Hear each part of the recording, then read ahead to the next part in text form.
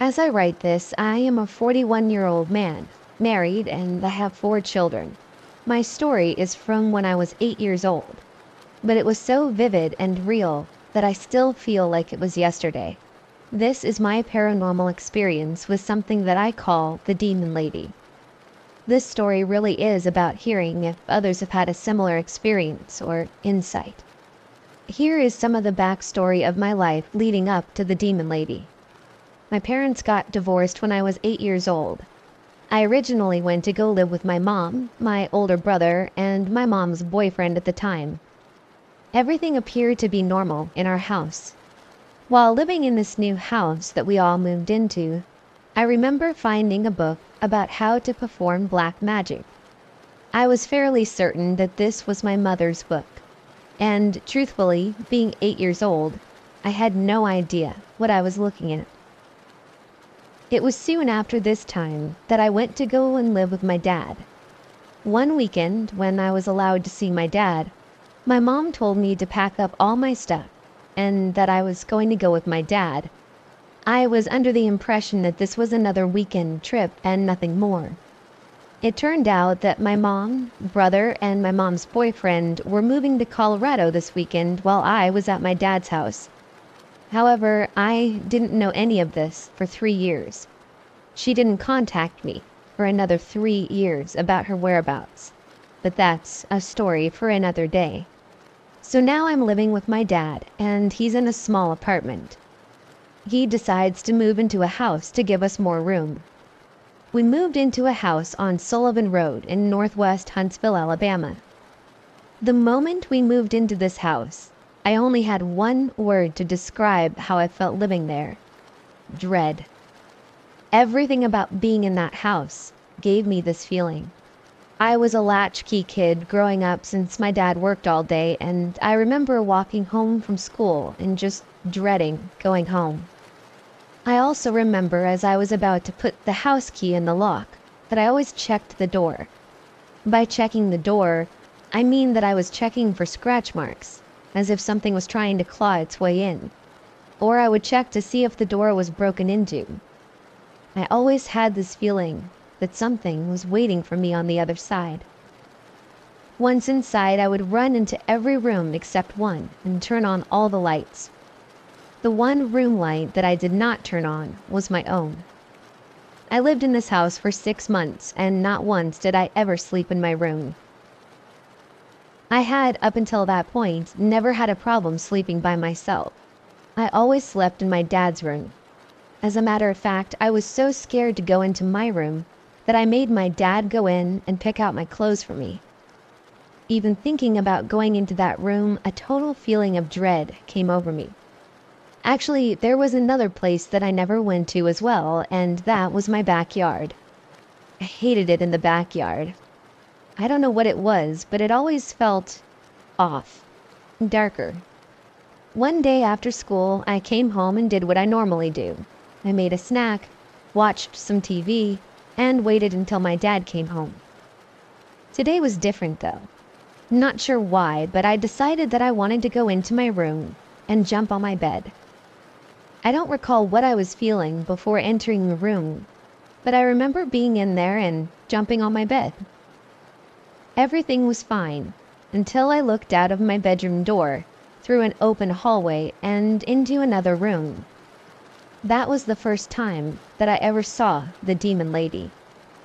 She was floating in the open doorway of the other room. I'll describe her as I remember her. Like I said, she was floating off the ground.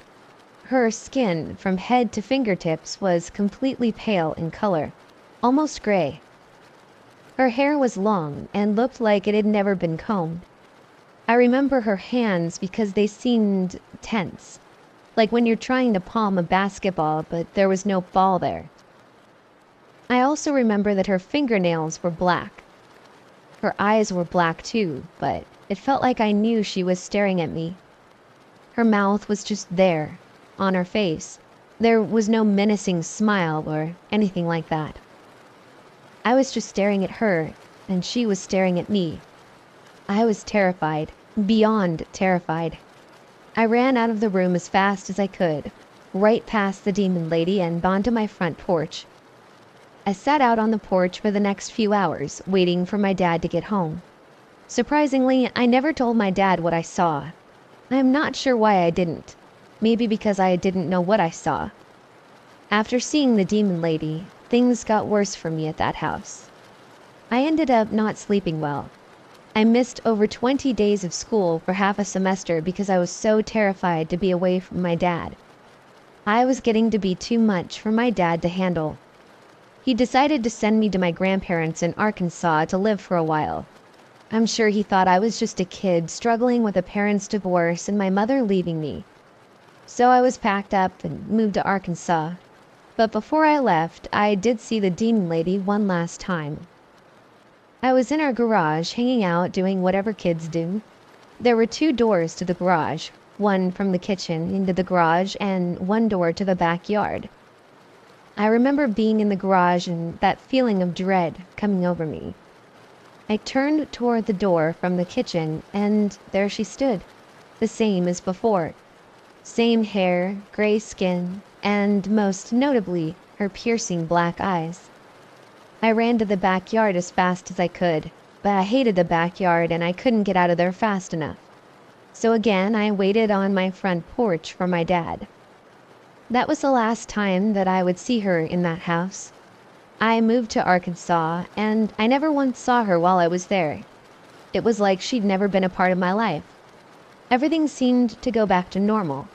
I slept in my own room, my grades improved, I played baseball, and girls liked me. Even more awesome was that my dad moved from Alabama to Arkansas with me. Things were going great for us, but my dad ended up getting a job in Alabama again, so we were going to move back. Still, at this point, I never told him about what I saw in the house. Everything started out normal, but eventually, I started seeing this demon lady in my dreams. I would wake up completely terrified, and I would expect to see her standing at the door. On another occasion, I remember experiencing a form of sleep paralysis twice with the demon lady being present. In these instances, I was on my stomach, my head laying on its side. Above me was the demon lady hovering. She was so close that her hair was gently grazing my face. This was the most terrified I have ever been in my life. I couldn't move, and I felt trapped. All I remember is that eventually it was over. What eventually happened was that I started going to church when I was 11 and would mention the demon lady to a youth pastor from time to time. I don't think he knew it was such a serious thing for me in my life at the time. Who really would, though? One time he joked that the demon lady was standing behind me, and my first reaction was to cower in terror. It was at that moment that he knew that this was serious. He ended up praying for me and that this demon would leave me alone. And truthfully, it worked. I never had another issue with it since that time. Now, did the prayers really work? Maybe. Or maybe I just grew out of it over time. I do know and feel that the times I saw her outside of my dreams, she was as real as another human standing in another room. And the terror, that was real too. I did end up telling my dad about her when I was 18, and surprisingly, he seemed to listen well. I'm not sure if anybody has a similar story or insight as to what this could have been. Part of me thinks that this is somehow connected to the black magic book my mother had. I never lived with my mom again and saw her from time to time from my young age until now, but there are some other stories that I have heard from her that make me think she had something to do with it. There was a 20-year gap where we never spoke to one another. When we did connect later in life, she mentioned that she and my brother used to perform seances together when he was older. She even admitted one time that they did this with my brother and a friend of his. Apparently, the friend had gotten possessed and ran out of the house. They didn't see him for 2 days, until he was found at the bottom of a cliff, dead. She also mentioned the reason she left me and never contacted me was to protect me from my brother.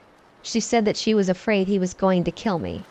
She also mentioned that she was visited by, in her words, a witch at her front door. All the witch said to her was that her family was going to die. Her husband ran the woman off, and she was never seen again. I still don't know what to make of all of this, and any feedback or experiences would be appreciated. When I was 9, my parents bought a derelict farm abandoned deep in the woods of Sweden. This isn't the first time my parents have done this. My parents had just sold the first farm after they made the farm livable. I was sad to part with it, but I looked forward to a whole new world of adventure and discoveries in the new farm. Nothing spooky ever really happened on the first farm. I was never afraid of the old house or the woods around it. I could be alone for hours in the woods, just playing and making dens for the picnics with my imaginary adventure team. Something changed, though, when we bought that second farm. The first couple of times we came to paint and build on the house, nothing happened. I was just exploring the different buildings and the woods around us. This farm had 4 buildings: the main house, the garage, a stable, and we never really found out what the 4th building was. It was badly damaged after it had burned down before we got there. I was really into horses, and I used all of my time in the stable. We had owned the house for a year when something happened. I was in the stable, playing with some hay, when I suddenly felt like somebody had their hands around my neck, and then they squeezed. I couldn't breathe.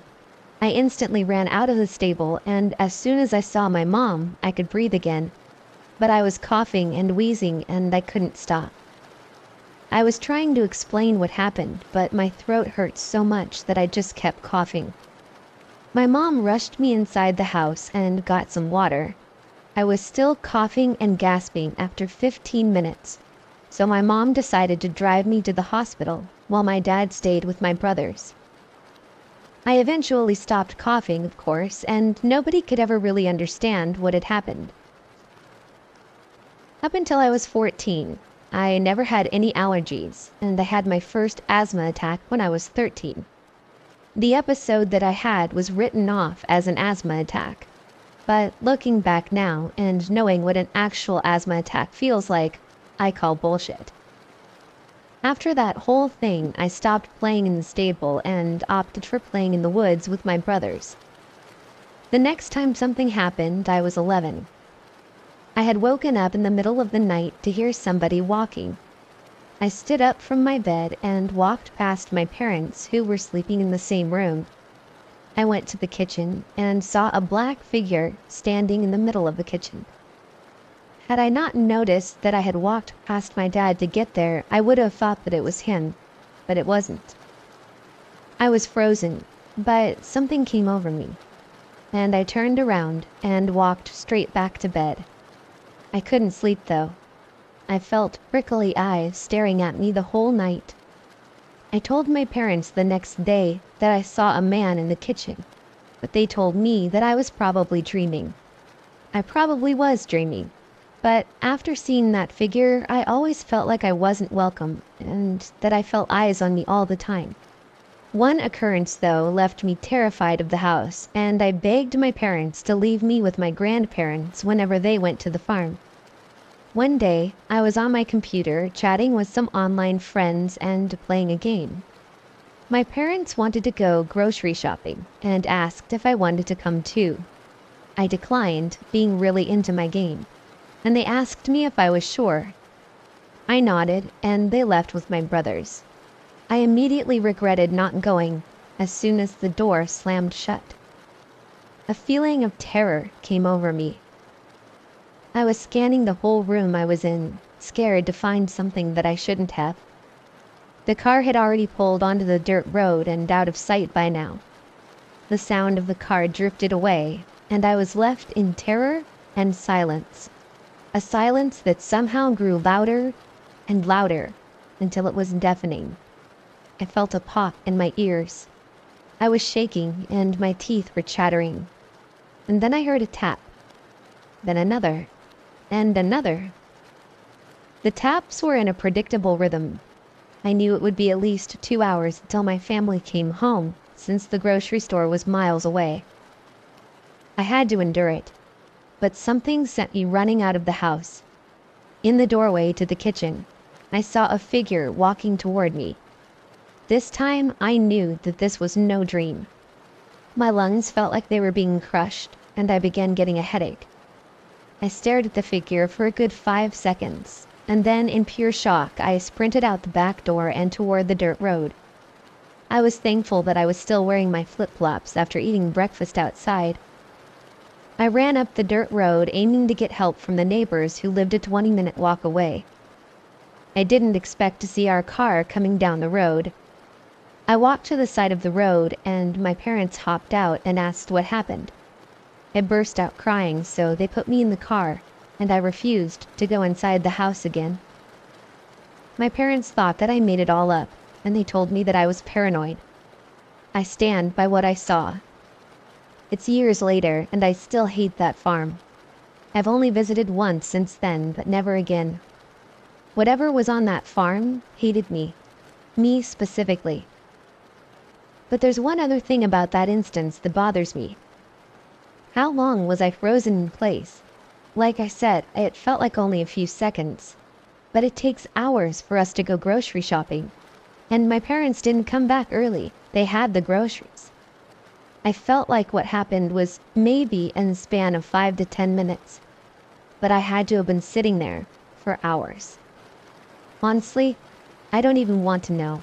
I'm just happy that I don't ever have to go back there again. So about a year or two ago, I was living in Dacula, Georgia, with my older foster sister who was 40, and 5 other foster siblings. My older foster brother, who was the same age as me, had started to tell me about this ghost spirit he had summoned. To let everyone know ahead of time, my foster brother was really into reading the Bible and wanted to become a preacher since we were little kids. But one year, that all changed, and he had begun to show some very creepy signs. Firstly, he was not into reading about the Bible anymore. And even when I mentioned to him how he told us he wanted to be a preacher, he would deny ever having said it. Also, he had been starting to call himself the devil, and telling me how he wanted to watch the world burn. And yes, this was happening when we were in our teenage years. So I thought it was because he was emo, or he was just playing a joke. Anyways, moving on to the summoning of the ghosts. Between 2016 and up to August of 2018, my foster brother would continuously mention this ghost spirit. The spirit's name was Chris. Apparently, my foster brother told me that he found out how to summon Chris through a website, probably something off the dark web. He told me that Chris was a war soldier that had died in one of the world wars, and that he had left his wife and children to fight in the war. And throughout 2016 to 2018, I kind of believed him. There was a few times when at night, when I was sleeping in bed, that I felt like someone was in my room, like hiding in a corner or being at the end of my bed. There were also times where we could hear small creaks upstairs when we were all downstairs. Honestly, I don't think he was trying to troll or just doing it to get attention. I just honestly have no clue.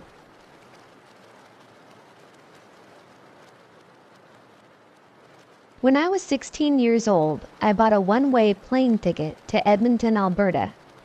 My first real girlfriend had broken my heart, and I needed to get away.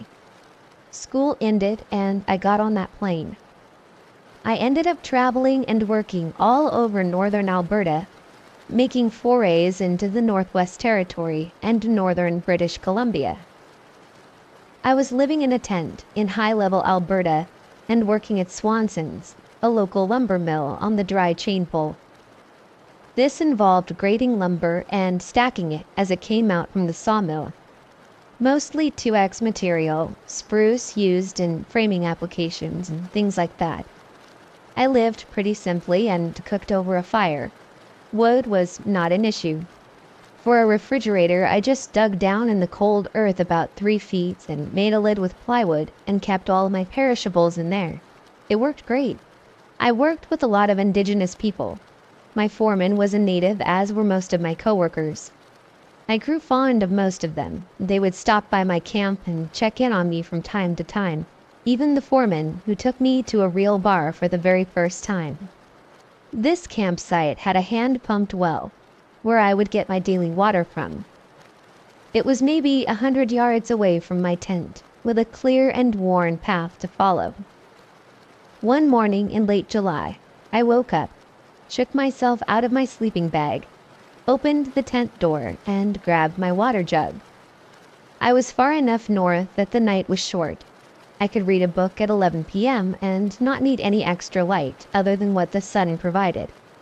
I proceeded up the path, and about halfway to the pump, I almost tripped over a guy who was laying on the ground. He was dressed in what I assumed to be traditional native garb, and had a fire going, right up against a tree, to reflect the heat back onto him. I said, "Oh, I'm sorry, almost didn't see you there." He looked at me and all he said was, "White man use propane?" I was a bit thrown off, but I pointed to his fire and said, kind of chuckling, No, I use wood for fires, just like you." He didn't say anything, but gave me the biggest smile and nodded. I went on my way, got my water, and started heading back.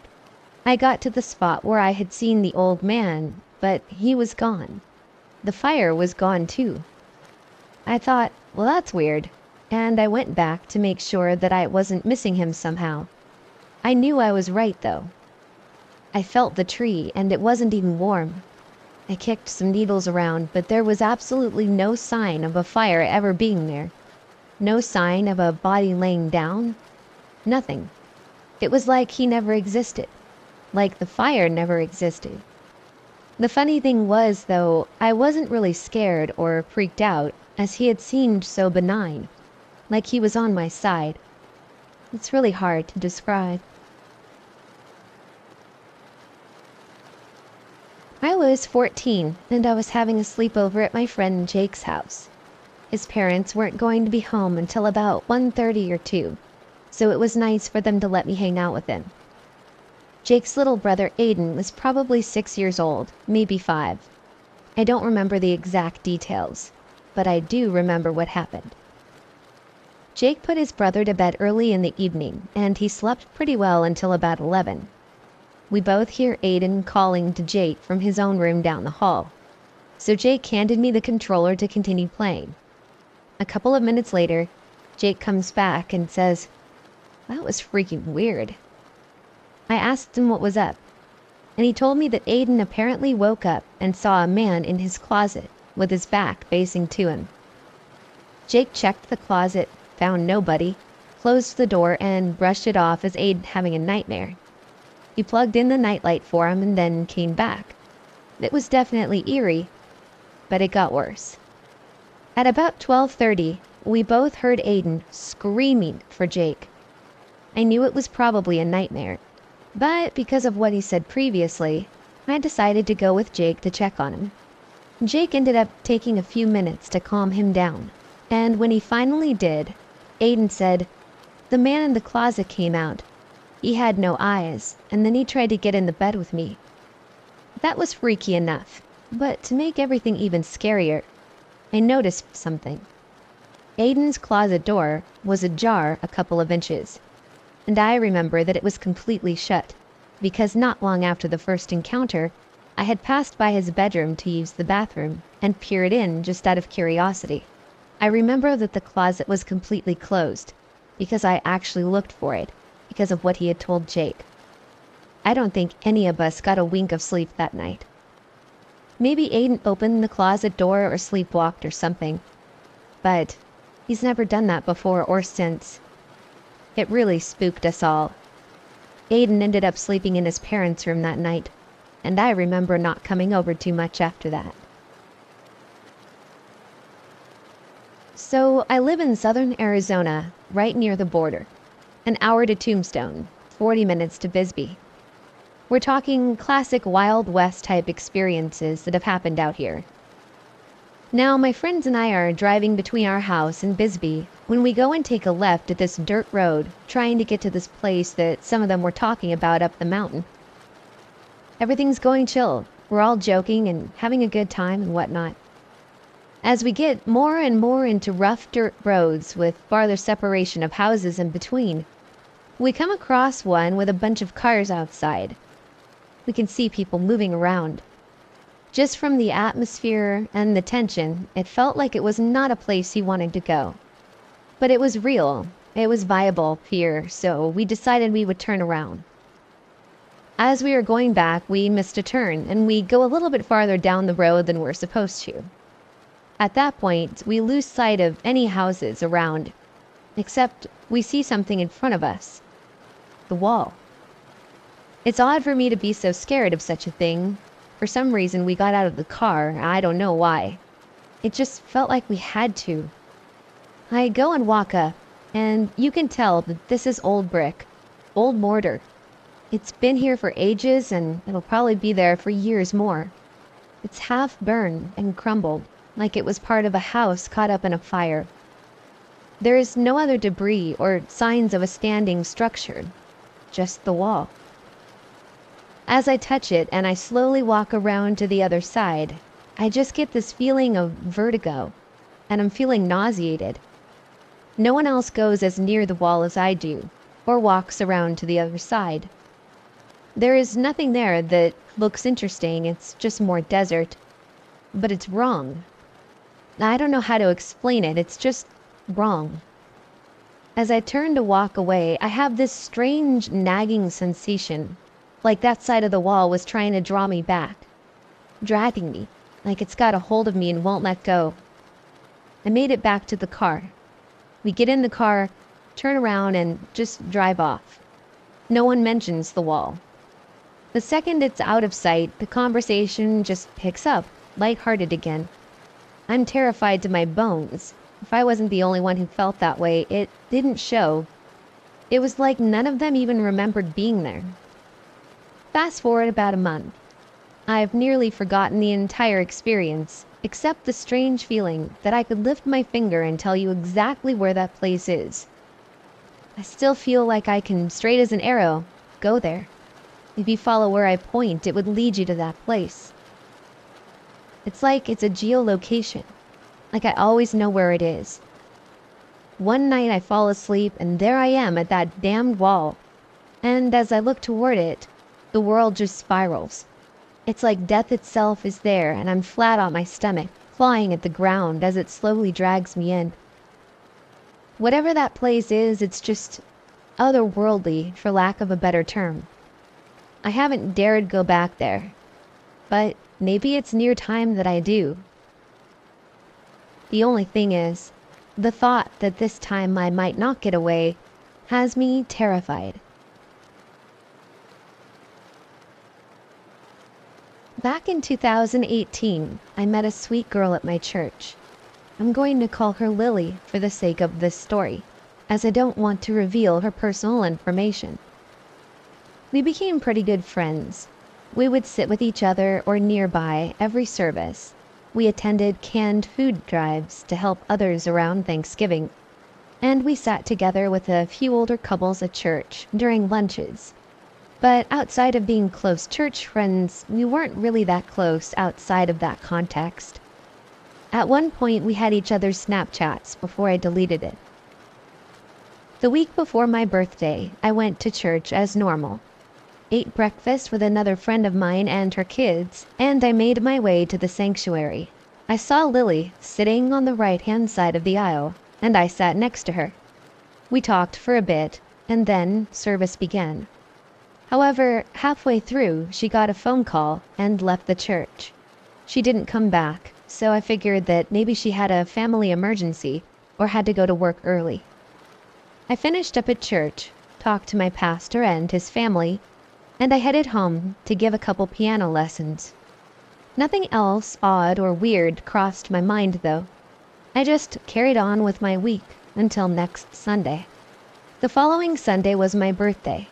I was excited because it was my golden birthday, the year of 25, I don't usually like celebrating my birthday, but this was going to be a good one. I'm a newlywed, spending the day with my husband, having my favorite coconut cream pie instead of cake. I still wanted to go to church that morning, though. I love my church and church family and spending time with them. From the minute the church doors opened, everything was off. I walked down to the basement and had a cup of cold coffee, a bagel, and I noticed a few people around me were just pale, cold.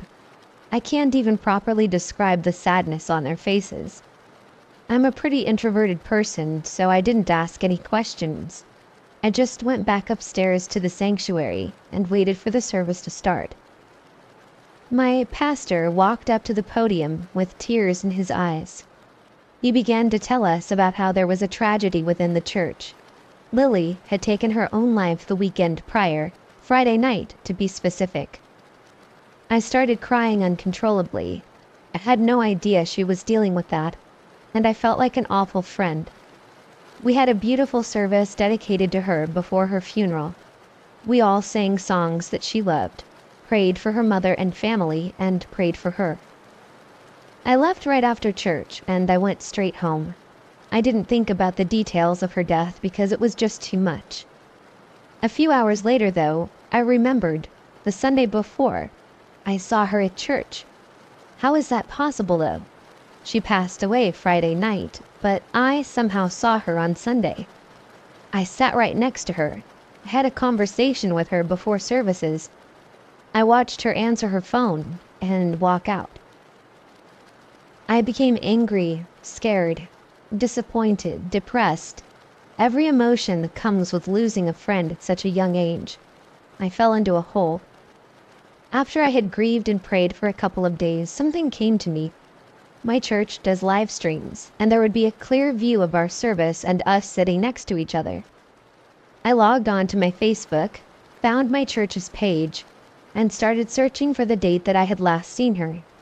The strangest part of everything is that every live stream is in chronological order, so I figured it would be pretty easy to find. But to this day, I still haven't found it.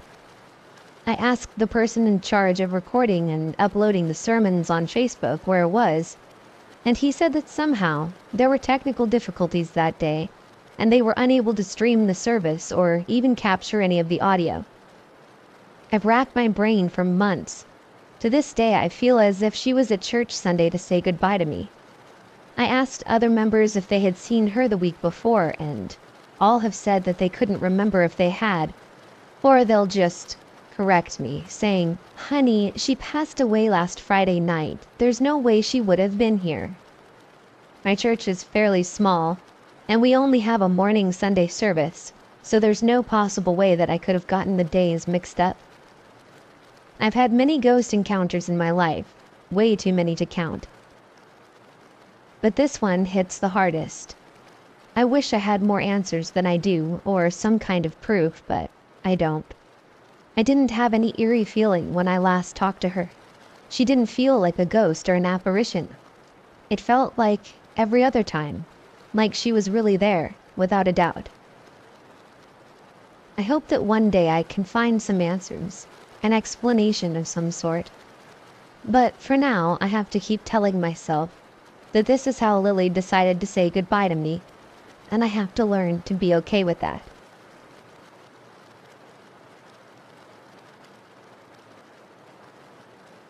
So I was talking to my uncle about old beliefs and stories that my mom told me about our family, and he told me this one about my granddad that I wanted to share. There are two beliefs that I'll explain before I continue with the story, just so you can understand it a little better. The first was that you shouldn't play cards or poker, anything like that, after 2 a.m., as it's the devil's game, and he follows the cards and those who play. The second belief was that the devil cannot cross water.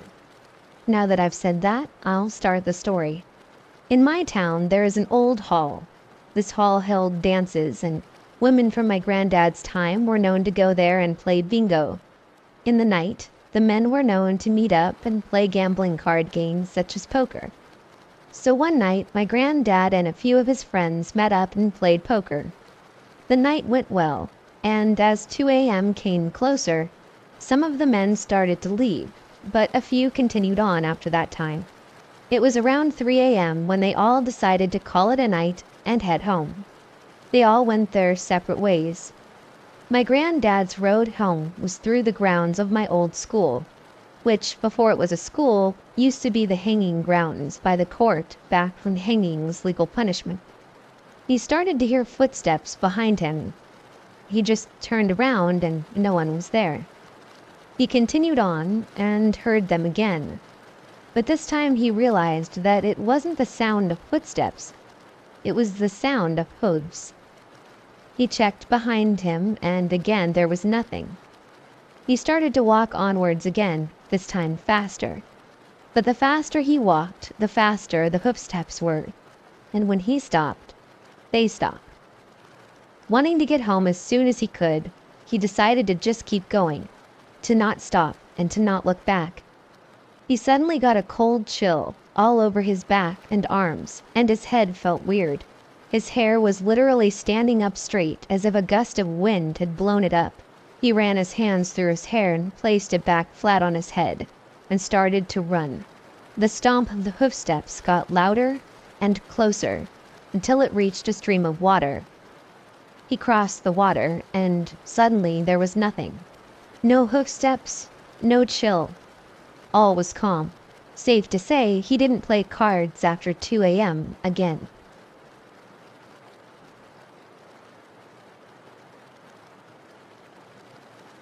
I went to Sydney, Australia, and tried the ghost tour at Q Station. Weird things happened there. Despite having a comfortable flight from Manila to Sydney, I still felt tired. After passing through immigration, I immediately went to the arrival hall, loaded my Opal card, and rode a train to my mate's flat in Burwood. It was raining when I arrived in Sydney. At only 18 degrees, the warm shower and the bed were the only two things that I looked forward to. It was still raining when I woke up. The overcast weather made the day bleak and gloomy. Then I just remembered the things I watched online a few days ago, and one of them was the ghost tours in Sydney. I asked my mate about it, and the next thing I knew, he already booked us an extreme ghost tour on a weekend after my trip to Melbourne. Sydney was not a glamorous city back in the 19th century. Diseases such as smallpox, Spanish influenza, and bubonic plague were prevalent. To mitigate the spread of these infectious diseases, all ships entering Sydney Harbour must be checked by the doctors. Even if there was only one sick passenger on board, everybody was required to stay at the quarantine station for 40 days. Those who were sick were brought to the hospital for treatment. At least 16,000 people were brought here from the 1830s to 1984. 570 people died here. Today, Q Station serves as a hotel, a conference center, and a part of Sydney Harbour National Park. Our extreme ghost tour was scheduled at around 9 p.m. To beat the weekend traffic of North Sydney, we left Burwood at around 6 p.m. and drove all the way to Manly. We had our dinner there before heading to Q Station, located east of Manly Beach. We arrived at 8:30, way too early for the tour. So we went straight to the front desk and toured around. Some of the original relics like tombstones, luggage, and clothing are still there. It felt eerie upon seeing those personal belongings that once belonged to people who got quarantined here more than 100 years ago. Disclaimer. We met up with the group at 9:30. Our guide, Bob, told us that we should not rationalize everything we would encounter during the tour. Jace and I are both air traffic controllers, and in our line of work, we rationalize everything.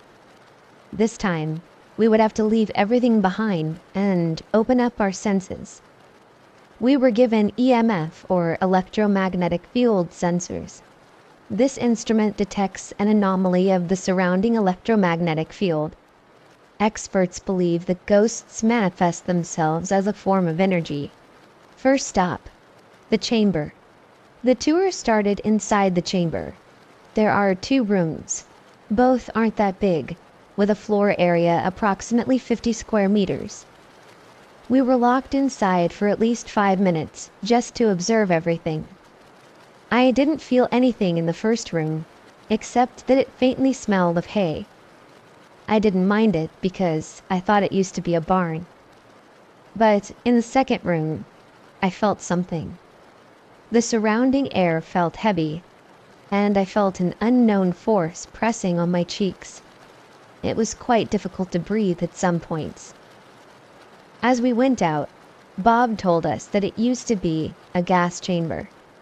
About 40 people were locked inside for sanitary reasons. Now, it all made sense as to why it felt so heavy inside, and why I felt claustrophobic inside the second room. The second stop was the hospital. It was quite a long hike to the quarantine hospital. During the early days, it was harder to get to the hospital. You would need to climb the steep walkways. Basically, when you're on top, you're completely isolated. The hospital is located near the cliff overlooking Sydney Harbor. There are several buildings around, including the quarters of the nurses and doctors. Hospitals, no matter how modern their facilities are, can get creepy at night. But this one was way creepier than I thought. We first entered the doctor's quarters. It was dark but cold inside the room, and there were 3 bunk beds inside. As I sat and leaned on the lower bunk bed while listening to Bob's stories, I felt something was pinching my lower back. I shrieked, and Bob caught my attention. I told Bob that it was nothing. I lied. We went into the main hospital room. It was quite big, and there were 6 beds.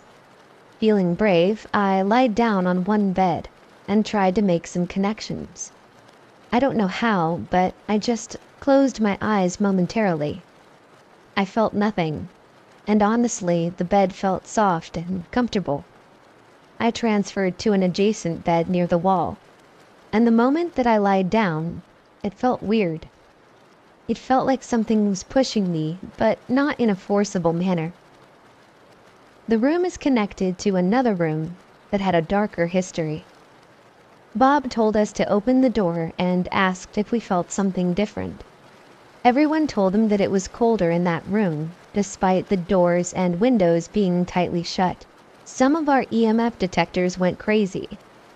According to Bob, there are 4 resident ghosts inside this room. 2 children who love to play hide and seek inside the cupboard, a woman, and a malevolent spirit of an old man.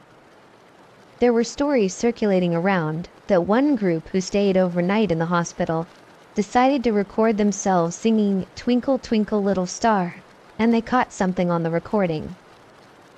They heard children giggling, a woman saying, "Wait, wait," and an angry voice of a male shouting, "Get out." Jace had his EMF detector pointed near the cupboard. It went crazy. So what he did, he got his phone and started recording himself singing the same song. Actually, we were all at the center of the room, and we didn't hear him singing. After we went out, we played back his recording. Believe it or not, he caught something on his recording. There weren't disembodied voices from children or from the women, but in the middle of his singing, someone was shouting in the background, "F you, your singing stinks." Things got real. The third stop is the gravedigger's house. The gravedigger's house is one of the most haunted parts of the complex. It's so haunted that Bob won't dig deeper into its bloody history. It used to be the house of course, the gravedigger and a doctor. Just a few steps from the house is the third-class cabin. During that time, there were reports of missing girls and children. Eyewitness reports claimed that they saw some kids and girls entering the gravedigger's house. More so, the doctor was attached to the girls, especially the young ones. The house is a bungalow. It has 2 bedrooms with a small living room, dining room, and the kitchen and the bathroom are located at the back part. Bob left us in the house for at least 10 minutes. The first room to the right used to be the bedroom of the doctor. As I slowly entered the room, the atmosphere drastically changed. It felt cold and sad at the same time. I don't know, I just couldn't help but be sad in that room. I went out right away because I couldn't take the sadness any longer. The second room was rather weird. I was about to enter there, but something felt wrong. It felt like there was a force barring me from entering. Some of my group mates checked their EMF and it went a bit crazy. I guess everybody was not welcome to come inside. The back portion, where the kitchen and the bathroom are located, was the scariest part of the house. It was dark, but that part of the house was faintly illuminated by the moon outside. I stayed there for at least 3 minutes, just to observe. I suddenly felt goosebumps all over my body. As I neared the bathroom, it felt sinister. I didn't go inside because my instincts told me not to. I managed to take photos inside the house. My phone didn't catch anything paranormal, but all the photos are super creepy. When everybody is outside, Bob confessed that the bathroom was the most haunted part of the house. Locals claimed that a girl was brutally murdered inside the bathroom, and that she got strangled by barbed wire. Fourth stop was the morgue. Firstly, I never like going to a morgue, especially if it's dark and abandoned. I was very nervous the moment that we entered the morgue. To add to the scare factor, they had a mannequin lying at the center, covered with a white cloth. I know it's staged, but it still creeps the hell out of me. While Bob was talking about history, it started to get cold, but weirdly only on my right side. No one was standing to my right. There was nothing there but a door that led to the laboratory. A cold breeze passed through the door. I wasn't paying attention to Bob's story, because I felt like somebody was standing beside me. I whispered to Jace about it, so he scanned his EMF, and suddenly there was a spike of energy. He told me to calm down, but I was so close to breaking down. As minutes went by, I started to feel goosebumps on my right arm, and I could feel that somebody was actually touching my arm. It was like a gentle caress, but definitely not human. I became uneasy after we went out of the morgue, and Bob noticed.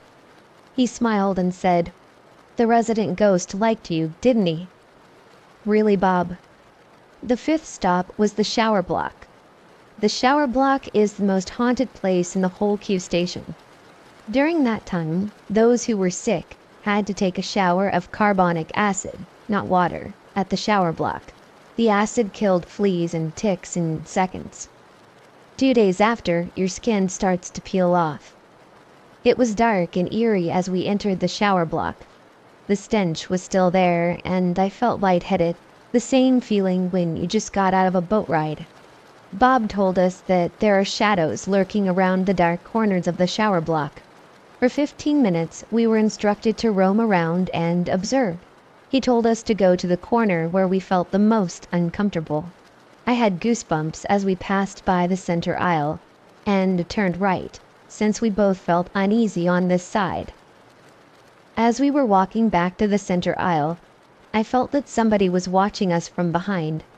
So instinctively, we turned our heads slowly, and there we saw a dark figure peering from the corner of the block. I am pretty much sure that my mind was not playing tricks on me. The figure was tall, about 7 feet, and it was darker than the dark. All of a sudden, it came right after us. I don't know what happened next, but Jace and I were back at the main door of the block in a jiffy. Whatever that thing was, it scared the crap out of me. The tour lasted for 3 hours. It was already 12:30 a.m. when we went back to the parking lot, safe and sound. I honestly don't know what to feel after the tour. I was physically and mentally exhausted. Nonetheless, it was a great experience. It finally validated that I am sensitive to the paranormal. I do believe in ghosts, and I don't easily get scared by them. But my experience at Q Station was overwhelming. A lot can happen in 3 hours.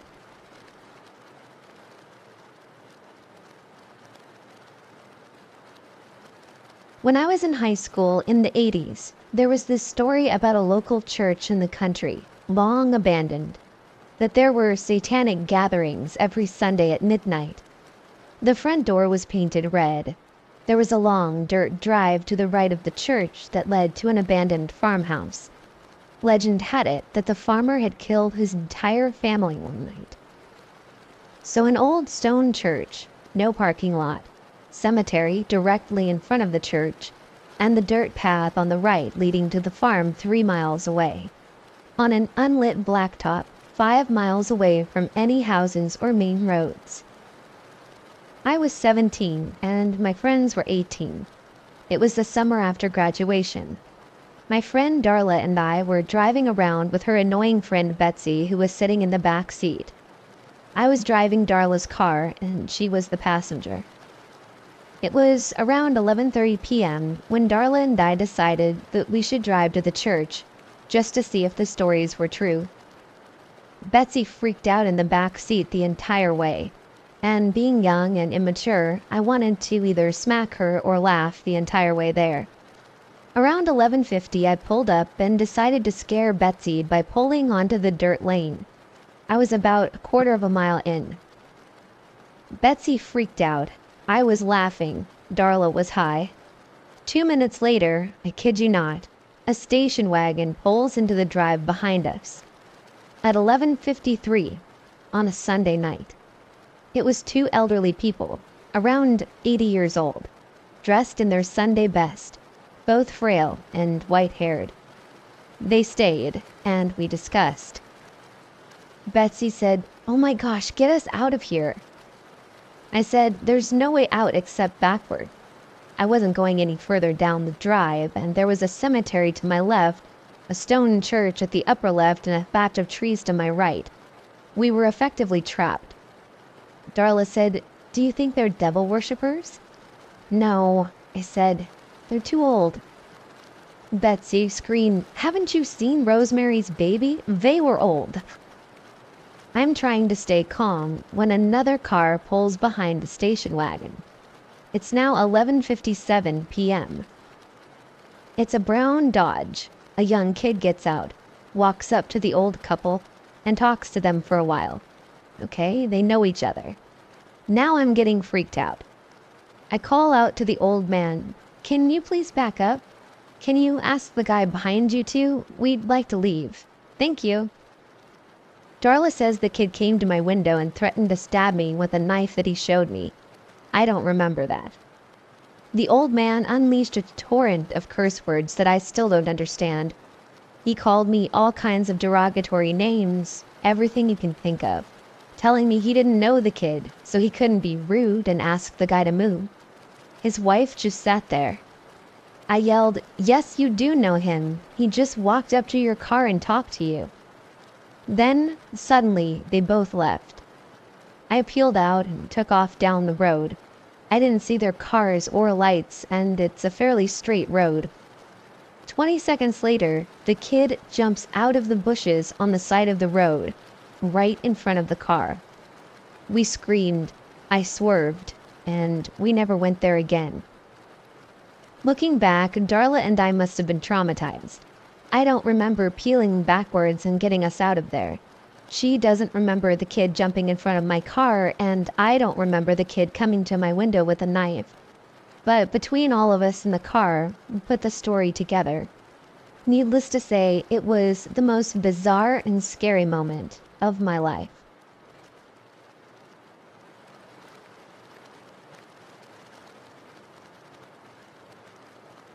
When I was a kid, years ago, we heard stories of a little ghost boy that haunted my grandparents' place. Stories of how they would hear my cousin's toys moving around at night, or find his tricycle not where it was left. My uncle was renovating the basement one day by himself, and was going back to the house with some lumber. He looked up at the house, and the little boy was looking at him through the window. One day when I was about 11 or 12, it would be my turn. I was in the kitchen eating a sandwich and drinking a pop, and my little cousin was about 6 to 7. He was drawing on a piece of paper on the floor. His back was to the basement stairs, and he was crouched over his drawing. I was watching him, and all of a sudden, a little boy of about 4 years old comes tiptoeing up the stairs. He stood behind my cousin and was leaning over him, watching him draw. When he was doing this, he had his hands behind his back, leaning. Then he turned and looked at me, smiled, and ran down the hallway. When he got to the bathroom, he disappeared. I remembered that he was bow-legged and pigeon-toed by the way his feet swept back when he ran. Also, he wore tight blue jeans that went above his ankles, navy blue socks, and a striped tight t-shirt. I am a Native American from Alberta, Canada, and this little boy was Caucasian. We heard stories about an old man and a little boy that were buried in the unmarked graves nearby. The land before we lived there was used to travel to a trading post that used to be near us. I bet it was him. Poor little guy. He used to be just a baby before he passed. My grandparents were eventually tired of the stories, and they prayed over the home, and we've never seen him again.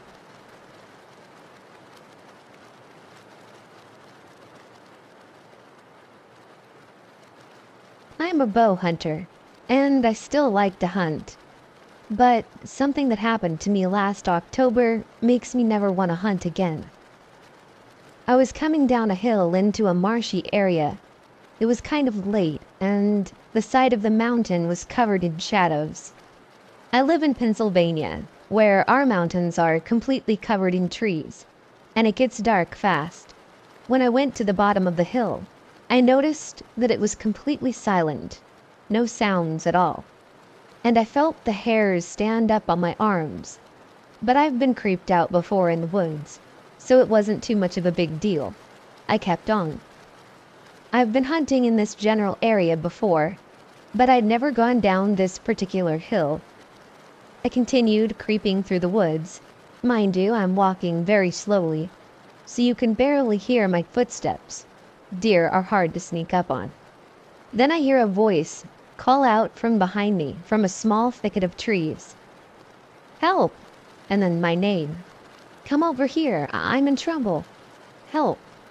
I swear it sounded just like my brother's voice, and I almost ran to it. But then I realized my brother lives in Nevada.